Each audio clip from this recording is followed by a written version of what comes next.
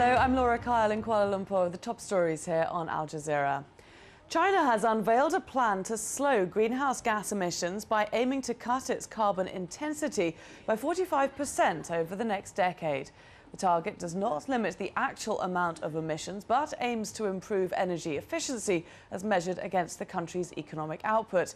Our correspondent Melissa Chan has more from Beijing.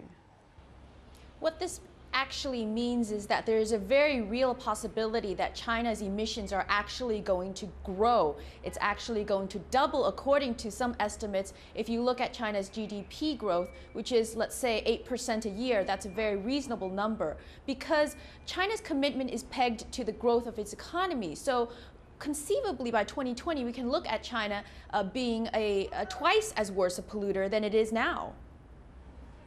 Stock markets in the Asia-Pacific are down in early trading over worries about Dubai's debt crisis. Japan's Nikkei hit a 4-month low, while South Korea's index dipped 2%. There is doubt over Dubai's ability to pay back its debt after a major government-owned company asked creditors to postpone its upcoming loan repayments. China's state media says 9 people have been killed and another is missing following an explosion at a coal mine. 172 workers were underground at the mine in Guizhou province at the time of the explosion on Thursday night. The main suspect in a massacre of 57 people in the southern Philippines is facing multiple murder charges. Andal Ampatuan Jr. allegedly organized the murder of relatives from a rival political clan ahead of elections that could challenge his rule in Maguindanao.